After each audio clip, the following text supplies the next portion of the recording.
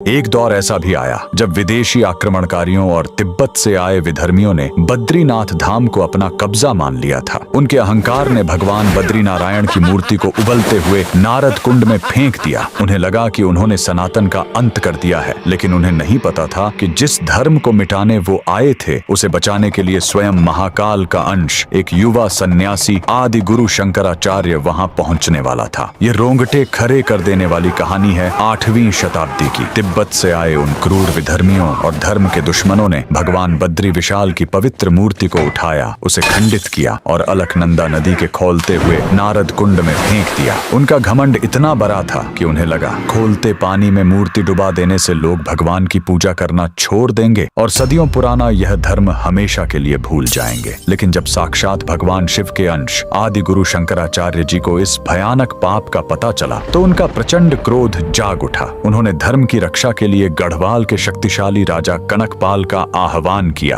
फिर जो हुआ वो इतिहास के पन्नों में दर्ज हो गया। राजा कनकपाल की विशाल सेना की तलवारें और आदि गुरु शंकराचार्य का अकल्पनीय आध्यात्मिक तेज, जब ये दोनों शक्तियां एक हुईं तो उन क्रूर तिब्बती आक्रमणकारियों पर ऐसा विनाशकारी कहर टूटा कि उन्हें अपनी जान बचाकर बद्रीनाथ की वो पवित्र भूमि हमेशा के लिए छोड़कर भागना पड़ा। दुश्मनों का सर्वनाश करने के बाद शंकराचार्य जी को दिव्य दृष्टि प्राप्त हुई। बिना एक पल सोचे उस परम तपस्वी ने अलकनंदा के उस खौलते हुए गर्म जल के कुंड में छलांग लगा दी। कई सालों से उस अथाह गहराई और खौलते पानी में कैद भगवान बद्री विशाल की मूर्ति को वो अपने हाथों से खोजकर बाहर निकाल लाए और उसी परम असीम भक्ति के साथ भगवान बद्री विशाल को उनके असली सिंहासन पर पुनः स्थापित कर दिया। लेकिन आदि गुरु शंकराचार्य जानते थे कि भविष्य में कोई और विधर्मी इस पवित्र धाम की तरफ आंख उठाकर भी न देख सके। इसलिए उन्होंने पास ही मौजूद एक अमर कल्प वृक्ष के नीचे भगवान विष्णु की घोर तपस्या शुरू कर दी। उनकी इस हार कपा देने वाली तपस्या से भगवान श्री हरि विष्णु अत्यंत प्रसन्न हुए। भगवान के आशीर्वाद और मार्गदर्शन से शंकराचार्य जी को पास बहती नदी के जल से एक स्वयंभू शालिग्राम प्राप्त हुआ। यह कोई साधारण शालिग्राम नहीं था, बल्कि इसमें भगवान विष्णु के सबसे खतरनाक और उग्र रूप साक्षात नरसिंह अवतार की अलौकिक छवि उभरी हुई थी। उसी दिव्य शालिग्राम को लेकर शंकराचार्य जी ने बद्रीनाथ धाम के मुख्य मार्ग पर एक नया मंदिर स्थापित किया और आज भी इस मंदिर में विराजमान भगवान नरसिंह की उस मूर्ति से जुड़ा एक ऐसा रूह कपा देने वाला चमत्कार है जो पूरी दुनिया को हैरान कर देता है। मान्यता है कि भगवान नरसिंह के इस अवतार की मूर्ति का बायां हाथ हर दिन रहस्यमयी तरीके से धीरे धीरे पतला होता जा रहा है। तो कमेंट्स में पूरी श्रद्धा के साथ जय बद्री विशाल और जय भगवान आदि गुरु शंकराचार्य जी जरूर लिखें।